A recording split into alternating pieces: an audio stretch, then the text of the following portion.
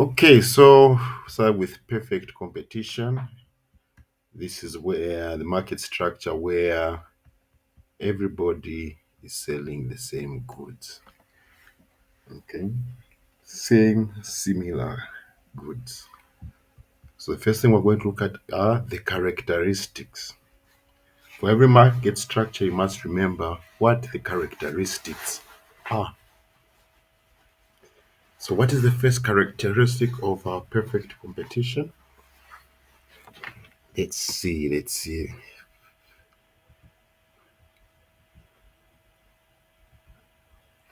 Mr. Chimunya, what is the first characteristic of a perfect competition?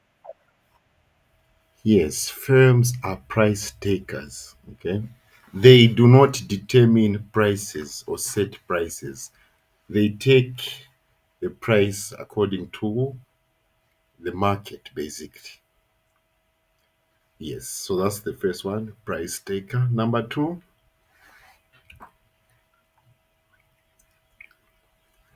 Mr. Foster.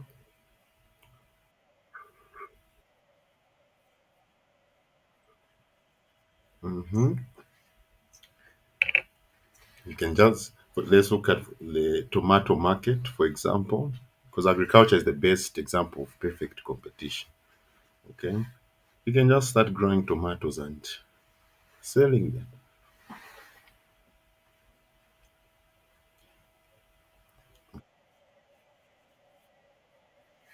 Theoretically, everything here is everything I'm going to say add a theoretic.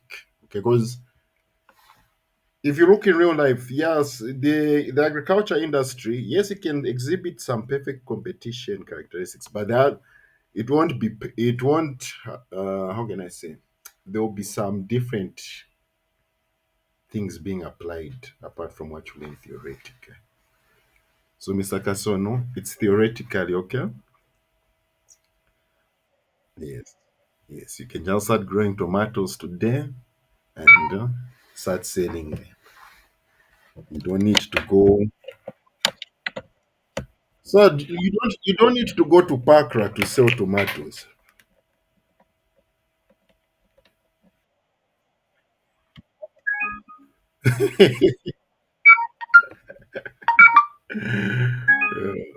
Yes, easy entry and exit into the market. What's the other characteristic?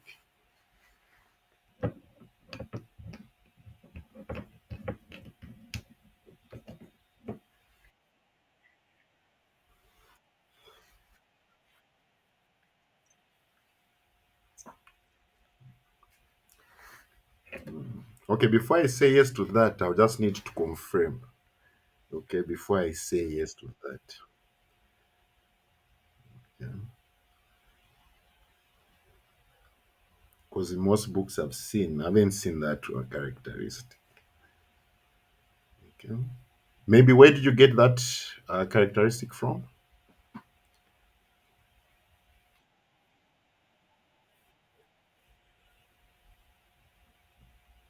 Yes, you got it. Okay, yes, Mr. Boniface.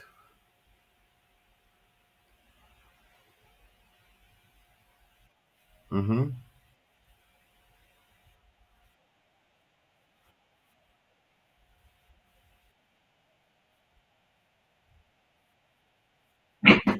Mm-hmm. Mm-hmm.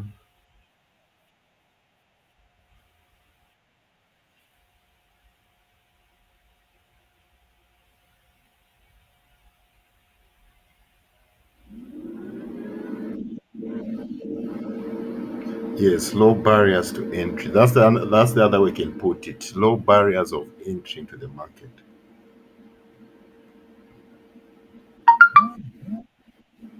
Okay.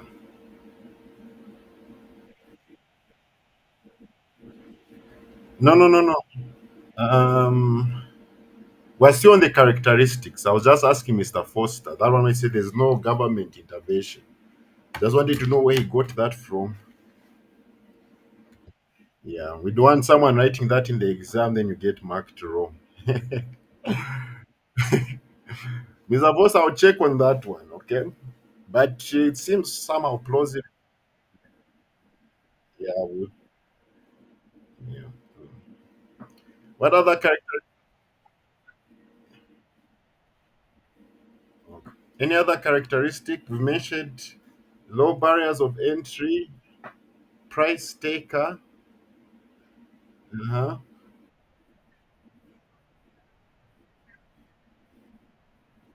Okay, so perfect information. Yes, customers are aware of prices, and there's also large numbers of sellers. Okay,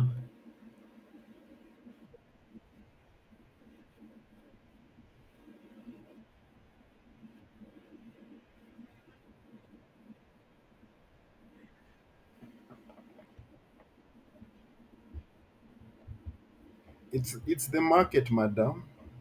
The way you hear to Yes, the way you hear today, tomato a box of tomatoes is 350. Next time you hear it's 200.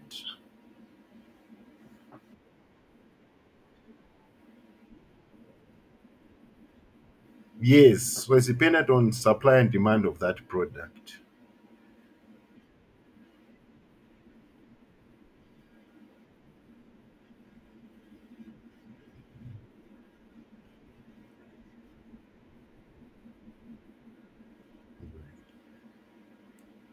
Okay.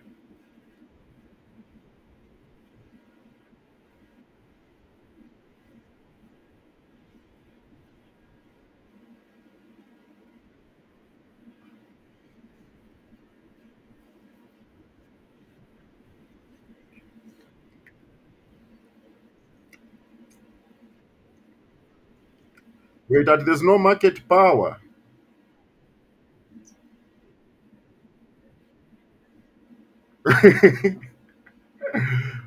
Hmm. It's it's contradicting, sir.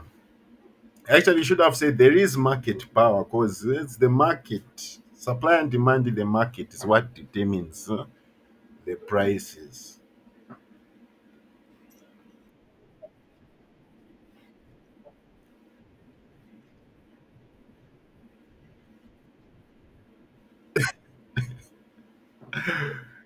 But can government dictate the price of tomatoes? What about the price of maize?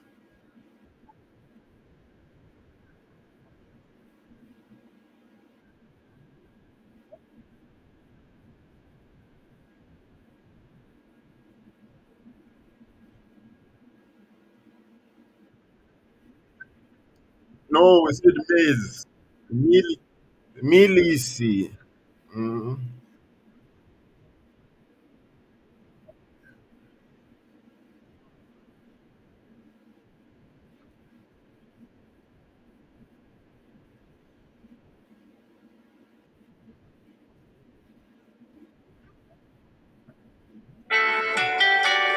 Mm.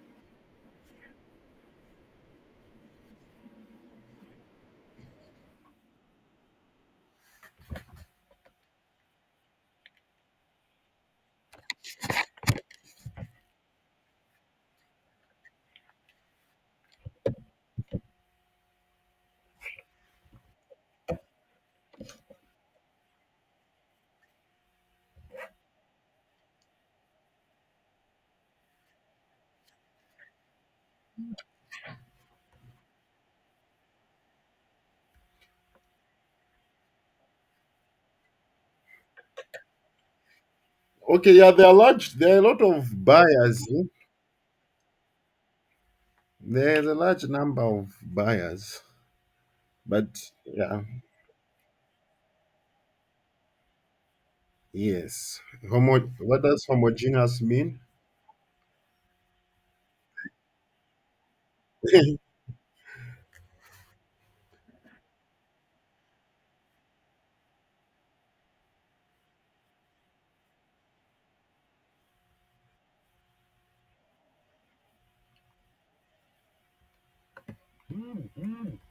Yes. So basically, yes, many sellers, firms are price takers, homogeneous goods. Oh, I don't know why I repeated this twice. Customers have perfect knowledge, easy entry and exit.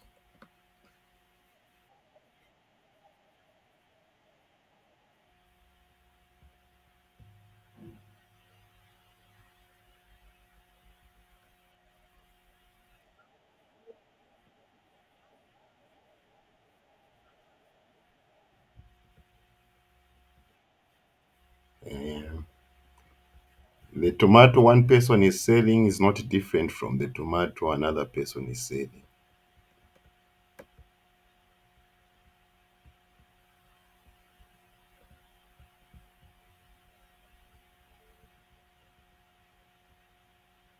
Okay, now we're going to look at the graph. Okay, and how to draw this graph is very, very, very important. Okay, very important. So usually when you're drawing the graph for a perfect competition, you start with marginal cost. Okay, you draw it like this, the Nike sign. Colleagues, why is the marginal cost curve like this?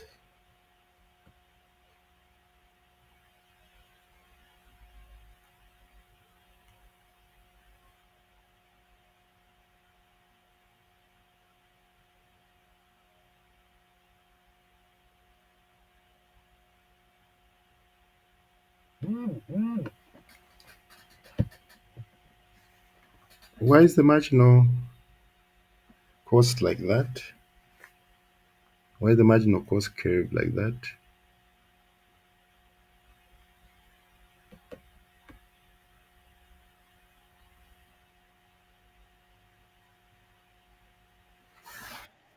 Hey, colleagues.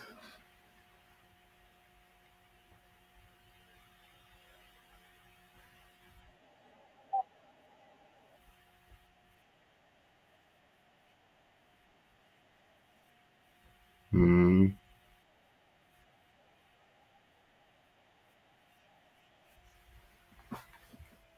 Hmm.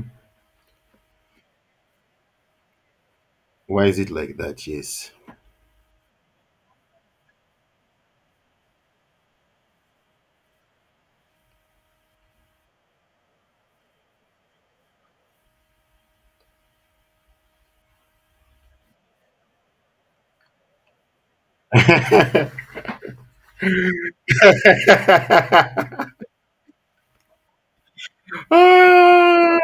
Colleagues.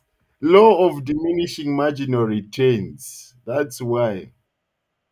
Yes. The formula for marginal cost is the wage rate minus or over the marginal product of labor. Okay. Or the marginal product. Right. So the higher the marginal product, this marginal cost is going to go down, meaning people are being productive. But as the marginal product starts to reduce, then marginal cost starts going up, up, up, up, up, like this. Mm.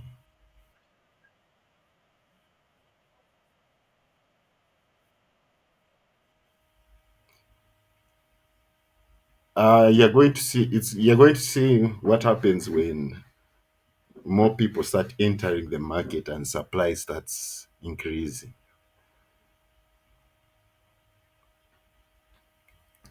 In the exam, you don't need to draw this graph here.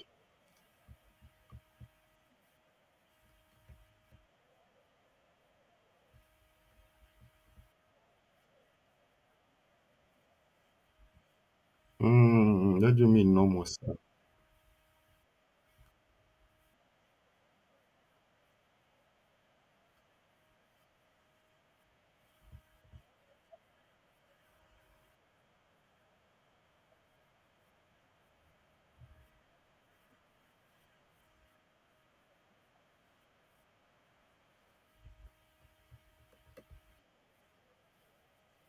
Okay. Colleagues, do we agree with that?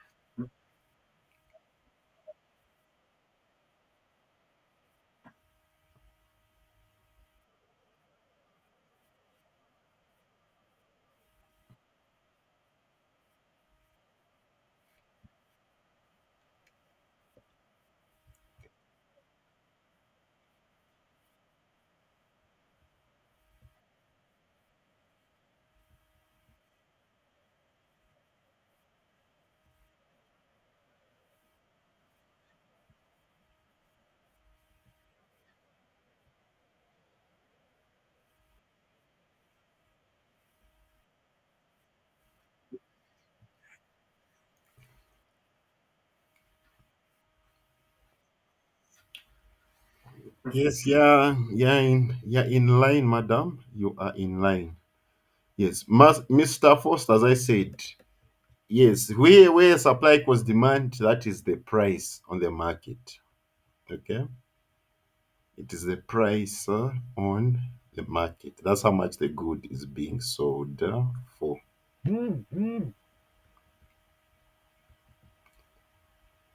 Okay, yes. So remember, for a perfect competition, marginal revenue equals demand, which equals price, which equals average revenue.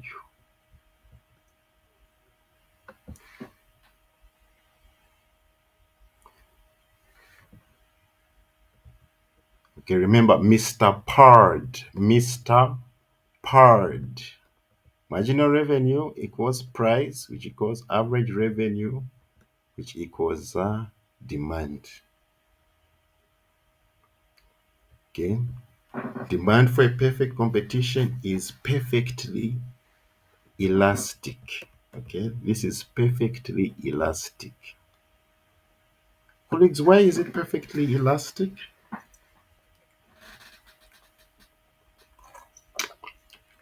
Why do you think demand for um, perfect competition is perfectly elastic?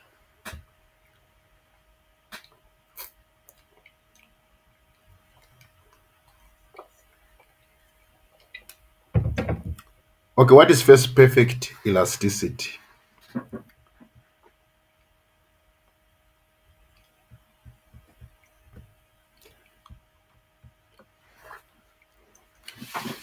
It's become quiet. Madam Betha, what is perfect elasticity?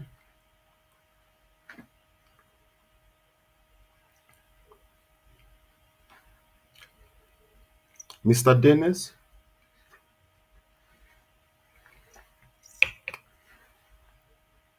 Mr. Emmanuel,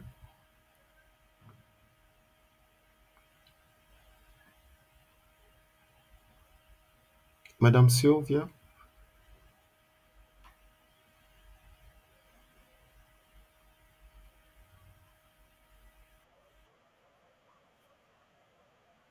Mhm.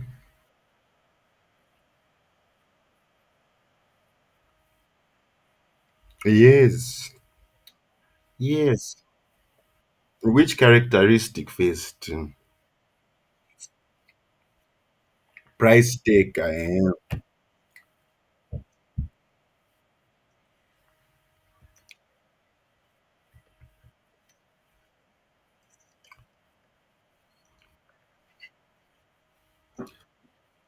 High elasticity. Yes. Now, what is what do we mean when we say perfect elasticity?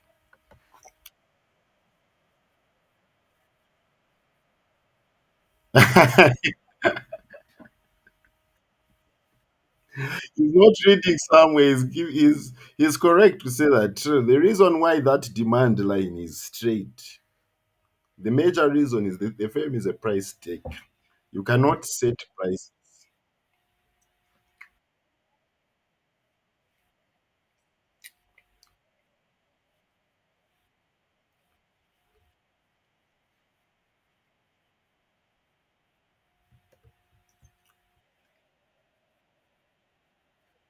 Mhm.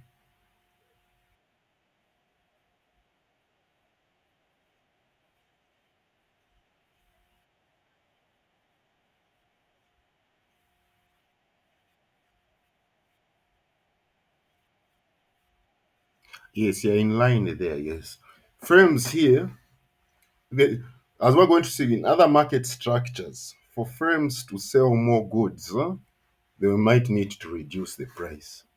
But here, in a perfect competition, you can sell as many goods as you want. The price is not going to change. Okay, you do not determine the price. The price is determined by the market. So you can sell 1,000 boxes of tomato, 2,000 boxes of tomato, but the price is going to stay the same. Then if you try, okay, because we are humans, we always like to try new things. So if you try to raise the price, what do you think will happen?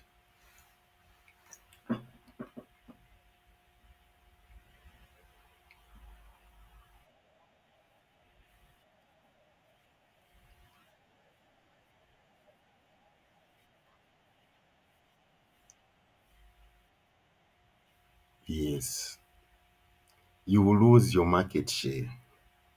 Okay. Nah. If you try to reduce the price, you're going to have people coming at your house and saying, "Why are you reducing the price and disturbing the profits of our business?"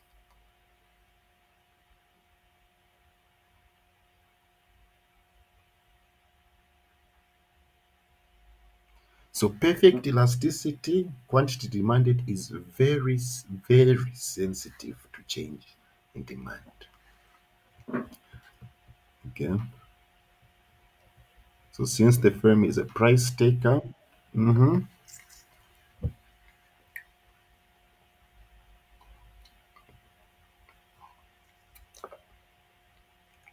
yes.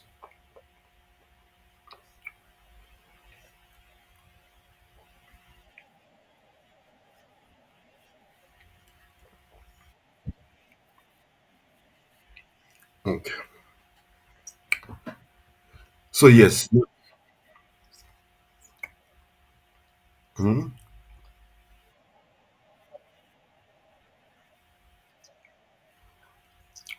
Oh, demand is very sensitive to changes in price. Perfect elasticity.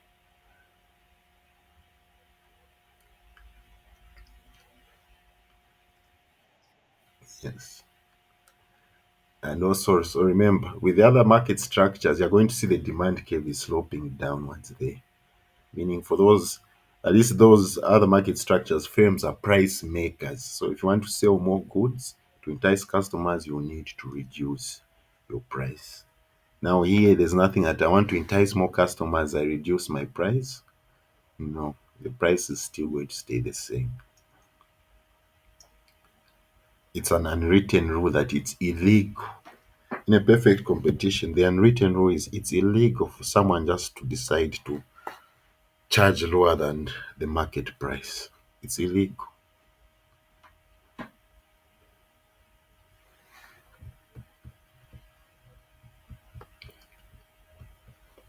Okay, so mhm.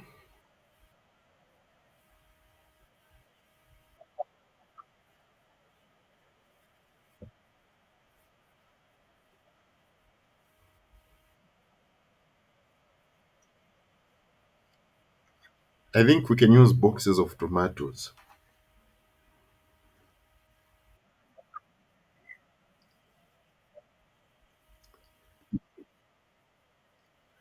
Yes. Or they'll just, everyone will copy you basically then. Because if you reduce price, it means you can even get the whole market. Because you'll be the cheapest now. Mm.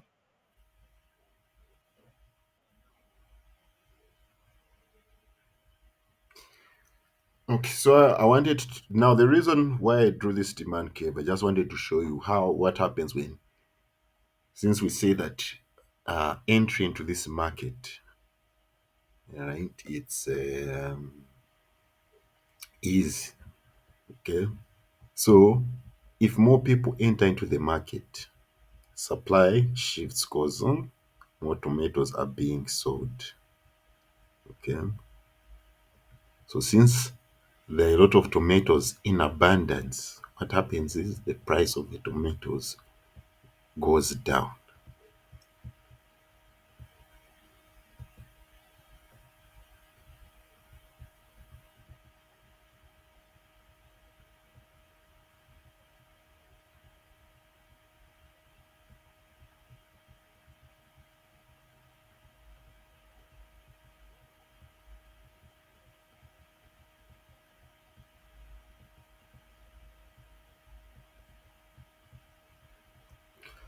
Okay, and if more people come in, the supply goes down again. You are going to see this graph will just be going down, down, and down. Okay. So, Mr. Foster, I just wanted to illustrate that what happens when supply increases, all right, or if supply reduces, then you find um price of the commodity is going to go up. Remember, we had a drought. Okay, we had a drought here in Zambia. I believe tomatoes became expensive during that drought because there was less tomatoes in the market, so the price went high. Okay, so now we're going to talk about the short run and the long run for a perfect competition. All right. So in the short run, okay, this is when firms are making supernormal profits. Okay, they're making supernormal profits. Okay, so when you're drawing the short run diagram,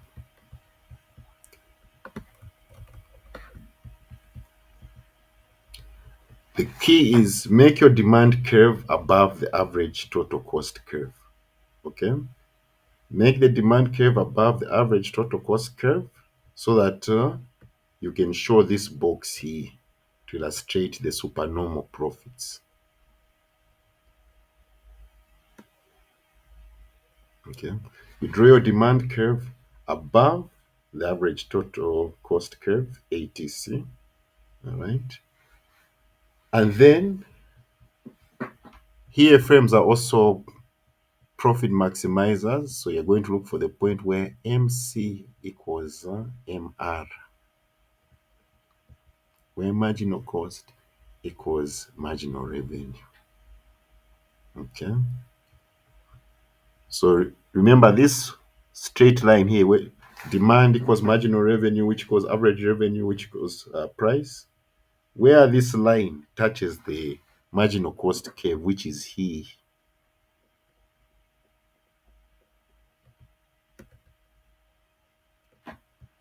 that's where you are going to drop a line down to represent your quantity.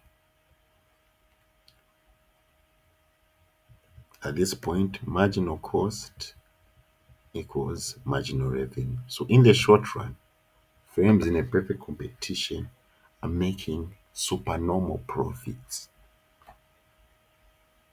They are enjoying. Any questions before we go to the long run?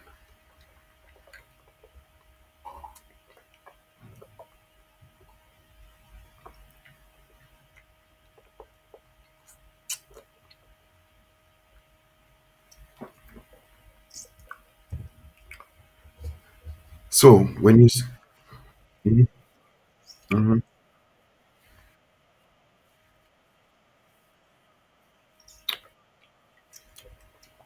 Theoretically, yes,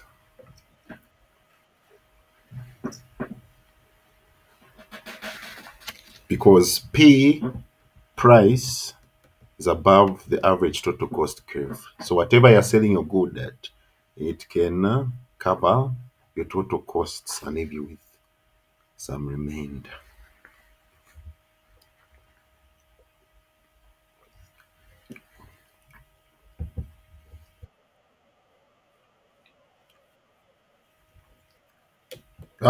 Break even size where you're not making any profit. A break even is where you're not making is when your total revenue equals your total costs, or if your profit is zero.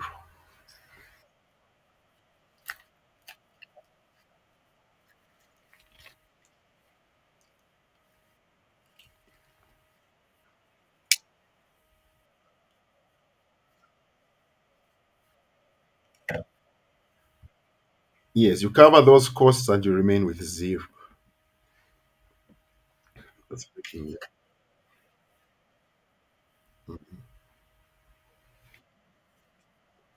Uh,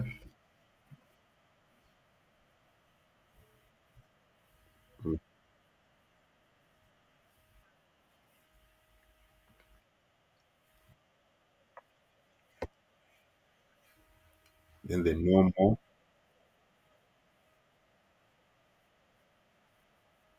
Mhm.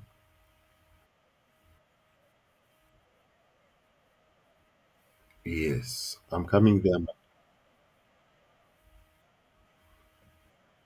Yes, yes, yes, I'm coming there. Yes, until you reach the shutdown row when the price is less than your average variable cost, meaning you cannot cover your variable costs.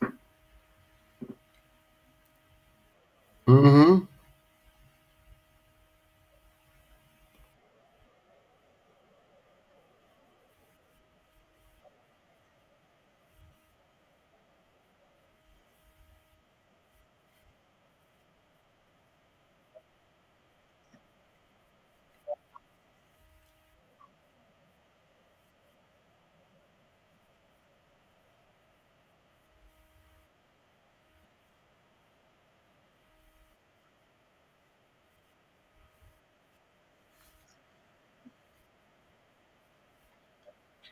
Oh yes, I believe when the Airtel started and these, yes, when they started, obviously these booths, more customers, more in your float, I think more money for you. Then everyone says, "Oh, I can become an Airtel vendor," and they start entering in, and they start entering in, shrinking your profit.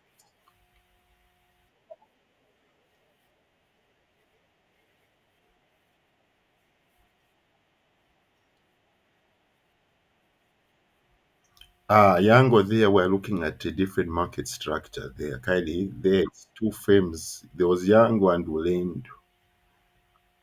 They were the two firms which were dominating there.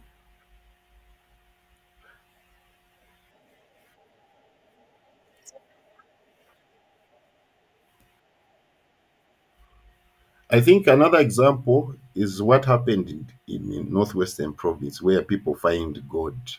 Obviously, the first people who were there, they were selling that gold at a high price. Then more people are now coming to start mining gold. You find now you're 1,000 of you. So obviously, there the price of gold started shrinking.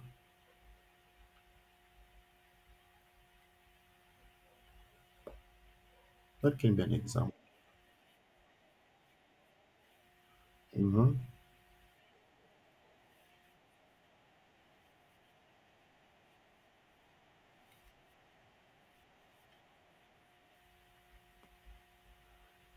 Well, we have one factor of production is fixed.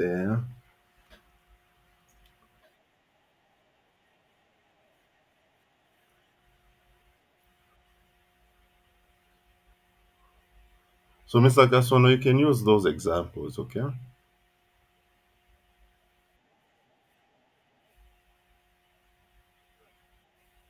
Yes. Yes. When the government finds gold in your backyard, it's their property. But if they find that other thing growing in your backyard that it's yours, life is unfair.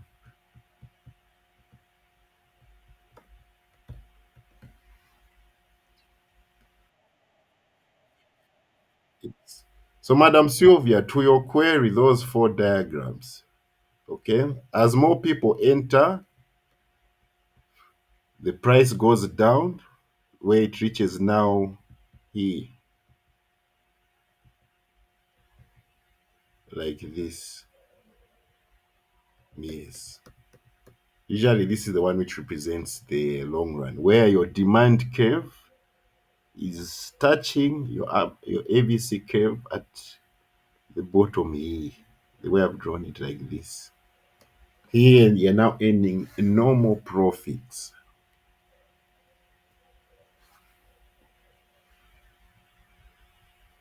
Then, as more people come in, if the demand curve goes down, here you're operating at a loss.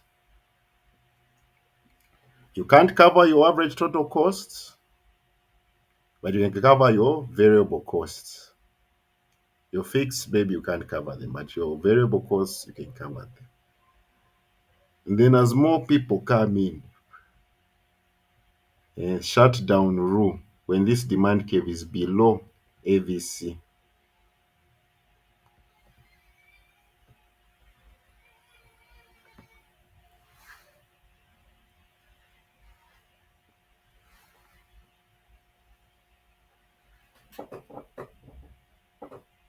those are the four graphs.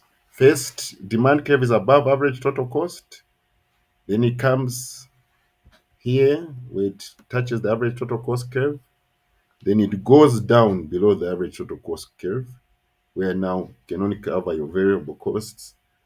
And as more people enter, now this is where you need to shut it down because if you can't cover your variable costs, your business is doomed.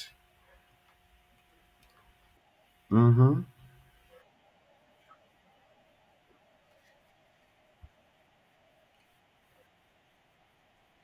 Hmm. Break even is when your total revenue equals your total costs.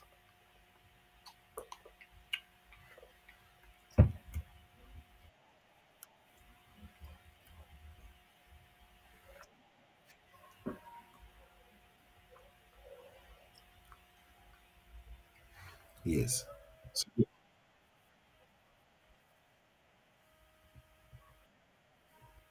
cost, costs which change due to output. So maybe labor, if you're paying workers per hour, you find you can't now pay those workers. Maybe raw materials, you can't now buy raw materials. Those are the variable costs.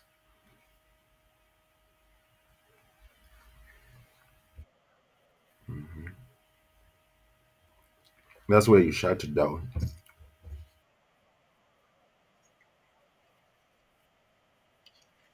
Now, a shut down is when P is less than average variable cost, meaning the price you're selling your good at, it cannot cover your variable costs.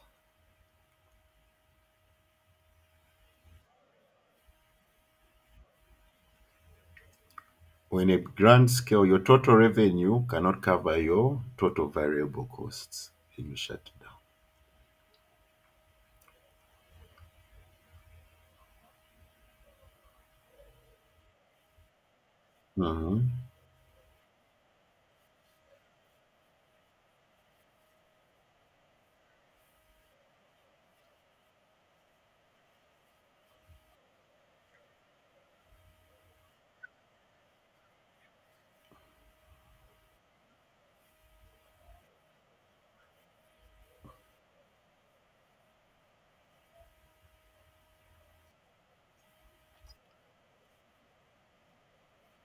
Mm-mm.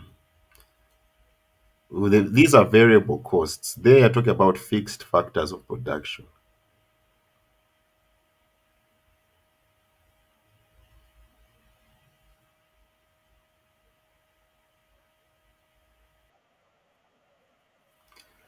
No,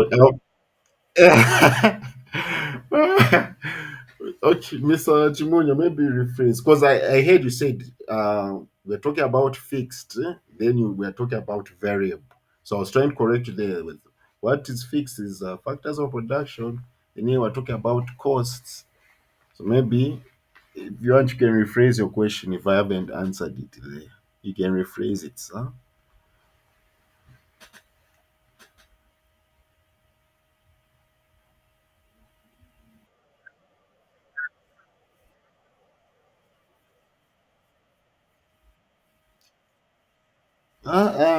Remember, the 22 hours class goes up to 03.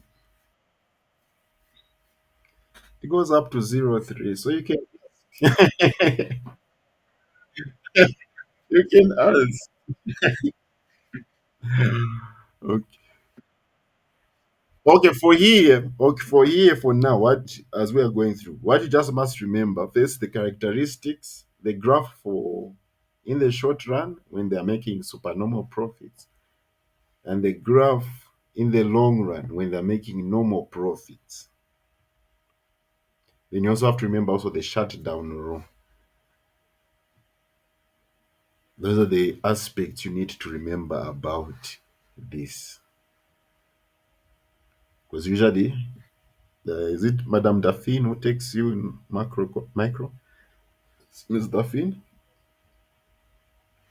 She will tell you to draw these graphs. Yes, she's going to tell you to. You're going to see one of the. You'll be taught to draw one of these graphs. Okay. Yes.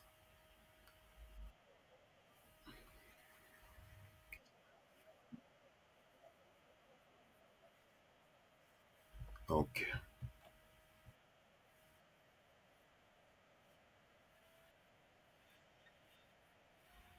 Okay. Okay. Yes. So in the long run, okay, yeah. So short run, you have seen the secret of the short run graph. Just make sure the line is above ATC.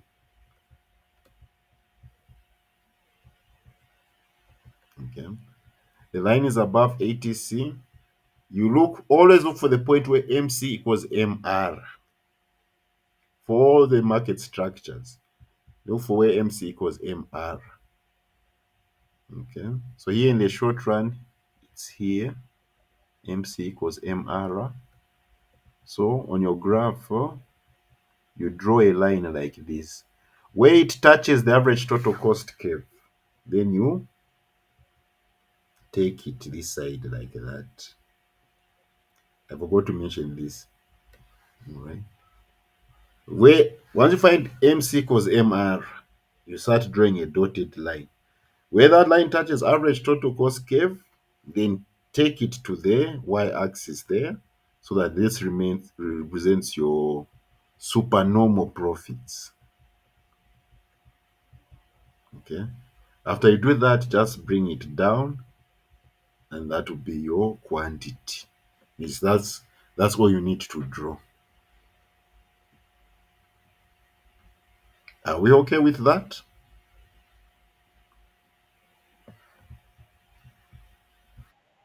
Um,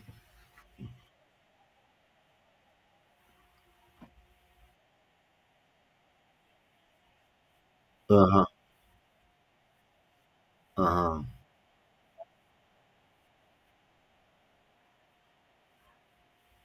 Mm-hmm. Mm-hmm.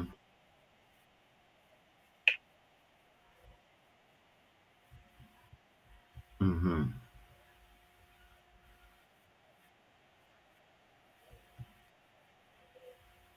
Yes, this is the quantity being produced.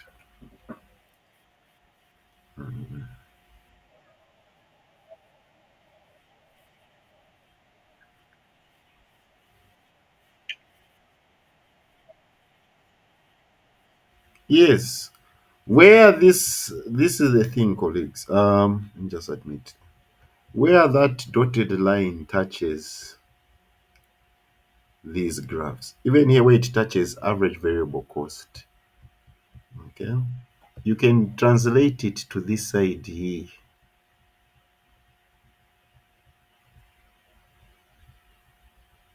Okay, you can translate it.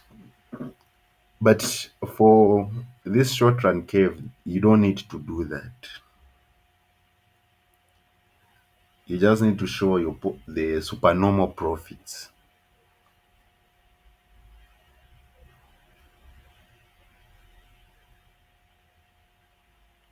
Okay. Then this whole box here, since we want to go deep, isn't that right, Mr. Foster? Want to go deeper, right? Yes. This whole box here represents total revenue. Okay. It represents total revenue. Okay. Then the blue part. Okay. Have you seen this? The green part is the profit. The blue part here, these are your costs. So your total revenue minus your total costs will give you this green box here.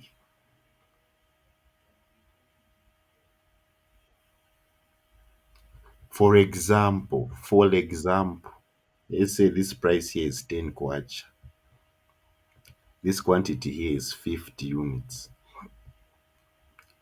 Okay, then here where it starts average total cost, we put maybe let's say 7 units, 7 kwacha. Okay, so you say, okay, what is my total revenue? 10 times 50, 500 kwacha. Okay, then what's my total cost? You come here where ATC is. ATC 7 kwacha, 7 times 50, that is 350. So what is the profit? 500 minus 350, 150. So this 150 is being represented by this green box here.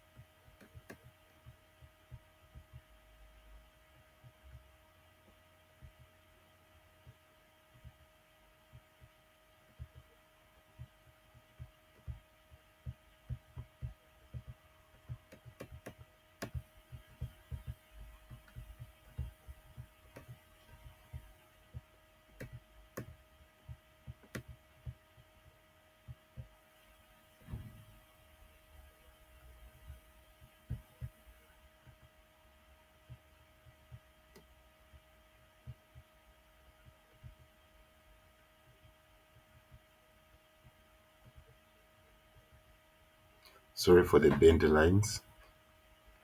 Okay. You find your point of profit maximization here, right? Bar. You translate it down here to your quantity here, Q. And we say, okay, the price being charged for the good is 10 kwacha. So this box here, it represents your total revenue. Okay, total revenue 10 times 50 equals 500 kwacha. That is step one. This whole box here represents total revenue. Are we okay with that before I get to the next box?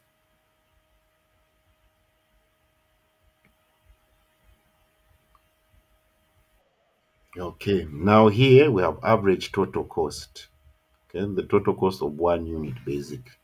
Where this dotted line touches average total cost, I said you translate it to the y-axis. So if you translate it to the y-axis, let's say on your graph, it's writing 7, you find it 7 here. All right. So you want to find, okay, what is my total cost? Okay. Because the average total cost, the total cost of 1 unit is 7 kwacha. You've produced 50 units. So the total cost, 7 times 50, 350 kwacha.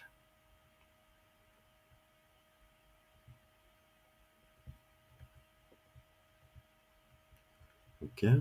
So here, this blue,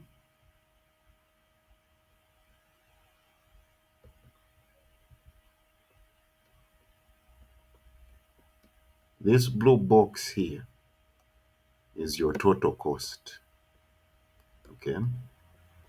Is your total cost. Right. Then, if you want to find now your profit, remember profit is total revenue minus total cost. So to get your profit, you say your total revenue, which is 500 kwacha, which is represented by this box, this box containing the white and the blue. Both of them is that's the total revenue. Total revenue 500 minus your total cost, which is 350. 500 minus 350, your profit is 150 kwacha. This 150 kwacha is representing this white box here, which is the profits.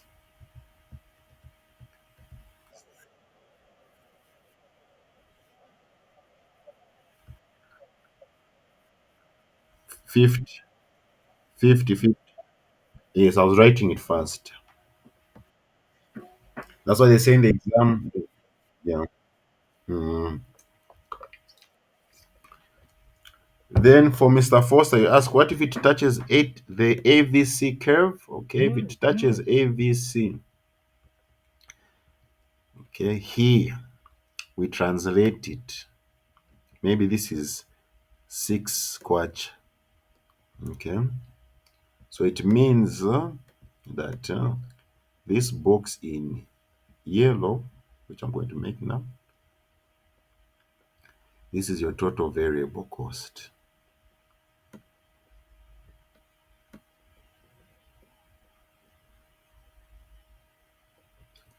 6 times 50, 300 kwacha.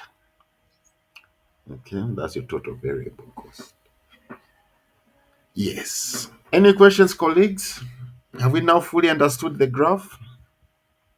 If they bring a question, mhm,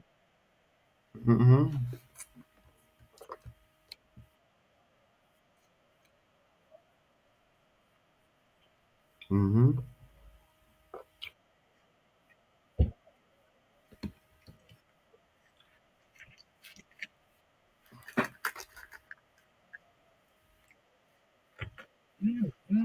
uh-huh.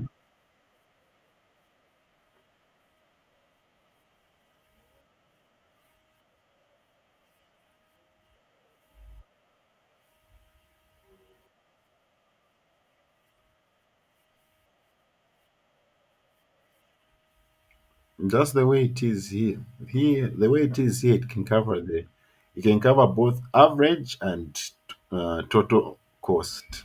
Average variable cost and average total cost. They can be both covered here.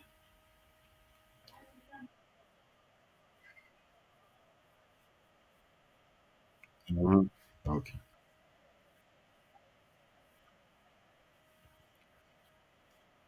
Okay. Let me. So it comes here, right? Yes. At that point, yeah, there now you won't be able to cover. Maybe let me draw another diagram so that we see it. Let's see if there's any next space here.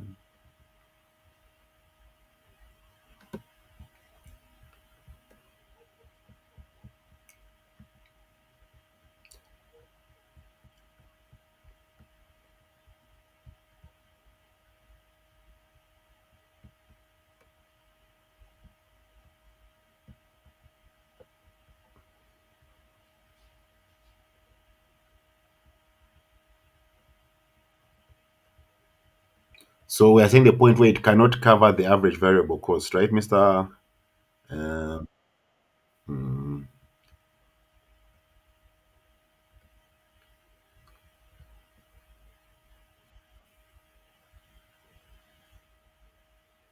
Let me put this line under the average variable cost.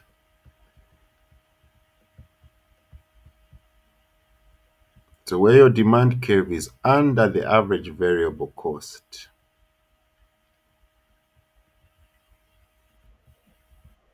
MC equals MR is at this point here.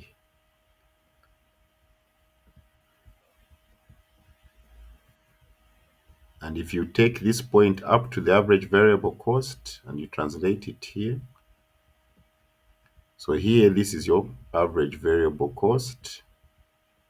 Let's say it's 7 kwacha, and then you're selling the good for, let's say, 5 kwacha. And let's say quantity is still at 50. So your revenue is going to now be this small box here. 5 times 50, 250 kwacha. Then your average variable cost or your total variable cost is going to be this whole box, this whole purple box.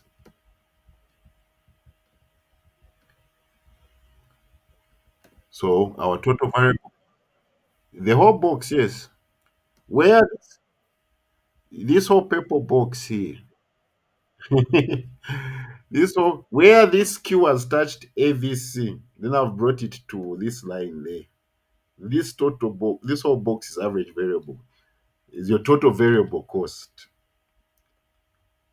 So in this case, our total revenue, 5 times 50, that is 250. That's your total revenue.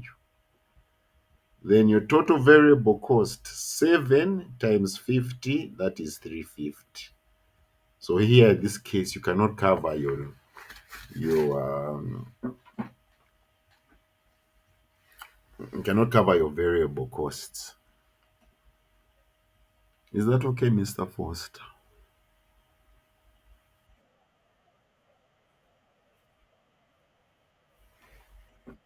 You're welcome, sir. Is it fair to say good night?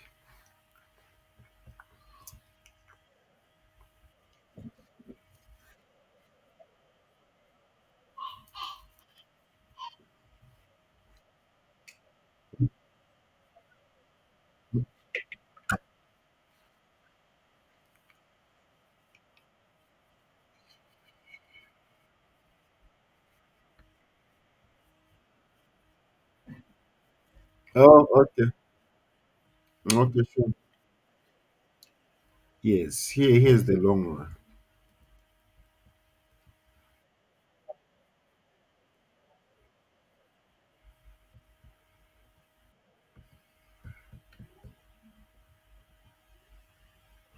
Here in the long run, okay? Again, you look for where MC equals MR. Okay, so basically we say it's here.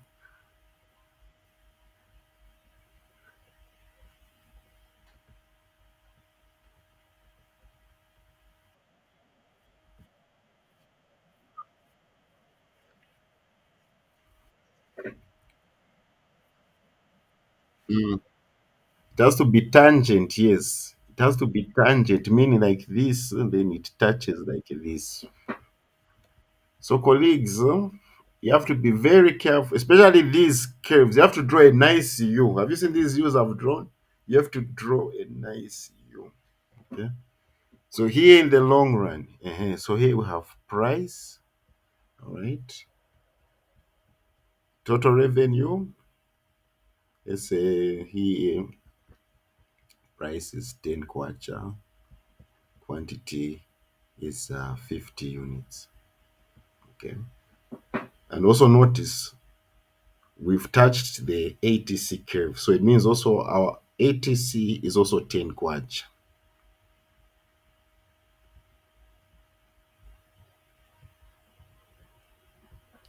All right. So here, if you get your total revenue 10 times 50 kwacha, 500. You get your total cost 10 times 50 kwacha, 500 kwacha. 500 minus 500, zero.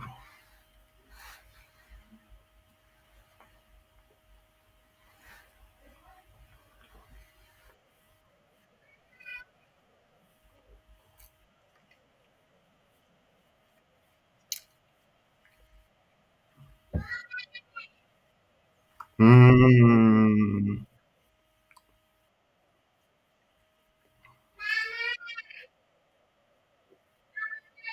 Wait, what did you say? That in the long run, in the uh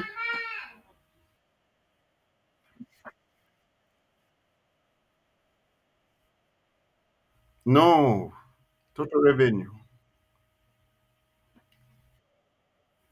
Mm. It also equals price. Demand equals marginal revenue, which equals average revenue. So that I didn't put price here. But you have been that's yeah, that's being attentive. Okay. That's being attentive. I was supposed to add here. Price.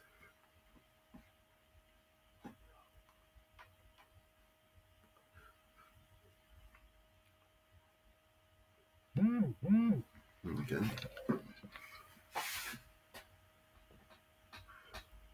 Any questions? Is that what you wanted to see, Mr. Chimonia?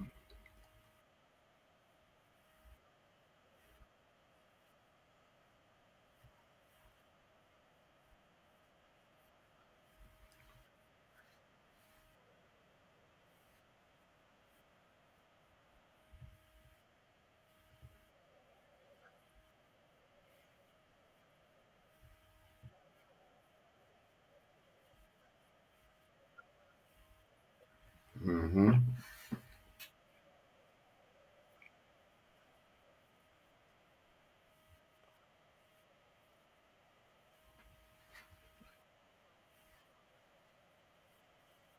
Horizontal. Yes.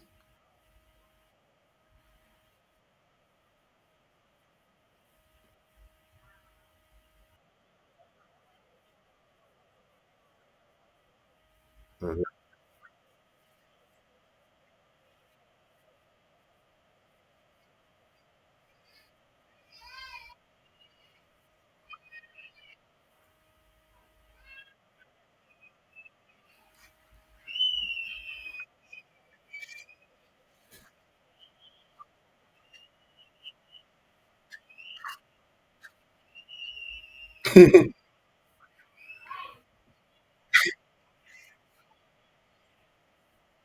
uh,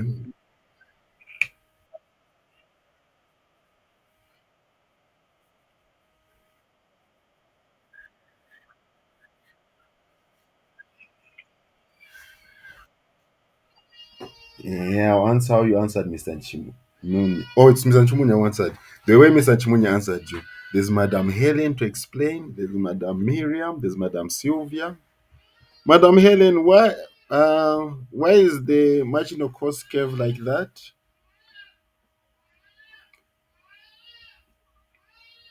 Mr. Boniface?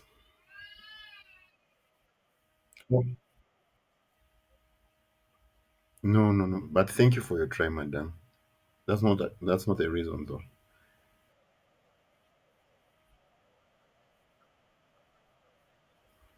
No, Mr. Chimuni, you're taking people.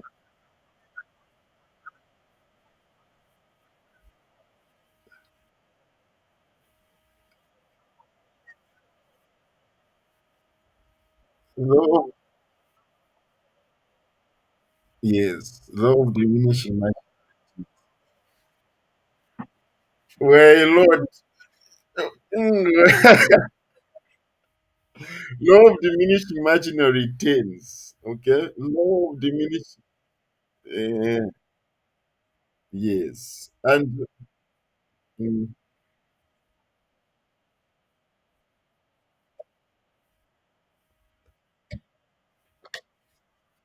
mhm.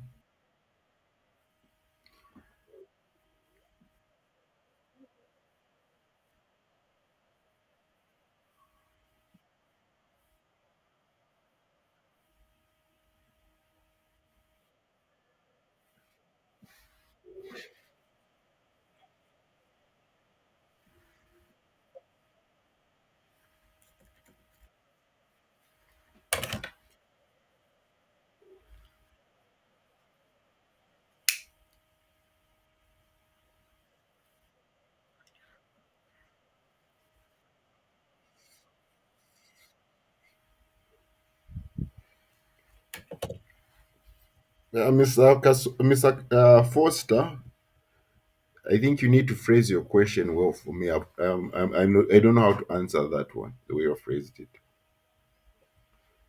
I can align.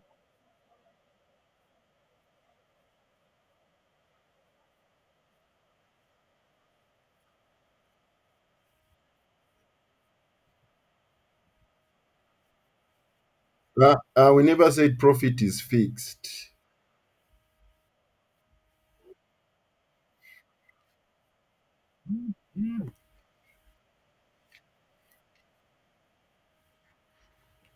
No.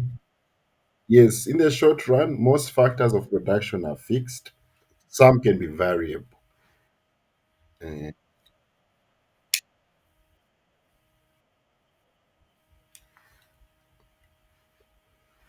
but I don't think you have fully answered Mr. Foster's question. If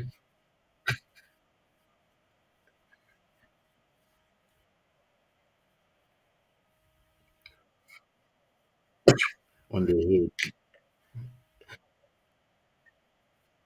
No, it's not. It's not. No, the thing, Mr. Foster. eh,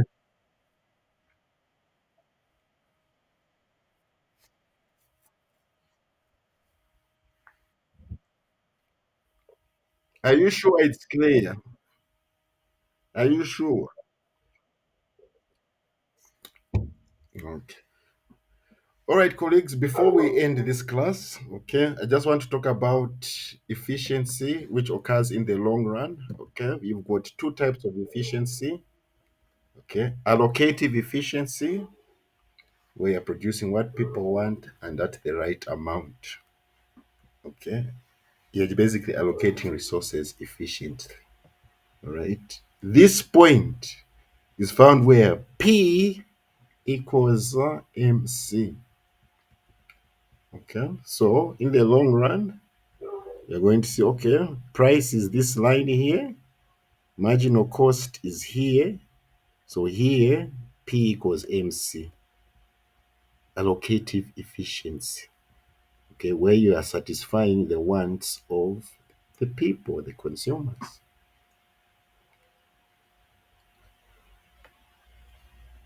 Then the sixth allocative efficiency is found where price equals marginal cost.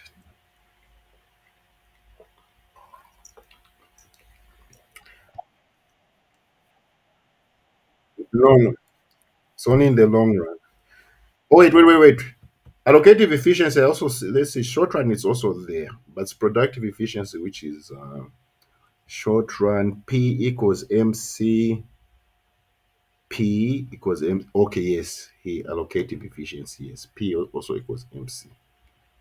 So, yes, allocative efficiency is in both. Okay, allocative efficiency is where you're satisfying the consumer's wants, producing what people want and the right amount and the charge they'll be happy with. That's allocative efficiency, making the consumer satisfied. Okay. Okay. Then, okay. Sure, sir. Then the other point is productive efficiency, where producing at the lowest uh, cost possible. Okay. Producing things in the best and cheapest way. That's productive efficiency. We are producing at the lowest cost. I believe even in your quiz, I think there was a question on this one.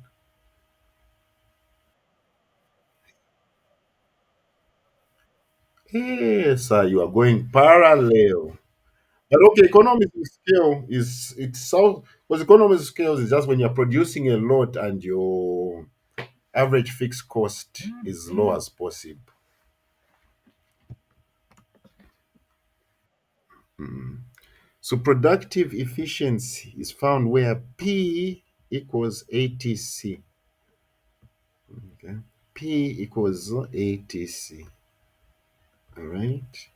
We have ATC here and we have P.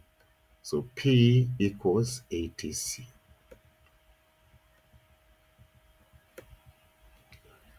So in the long run, perfect competition is both productively efficient and allocatively efficient. Then in the short run, it's only allocatively efficient.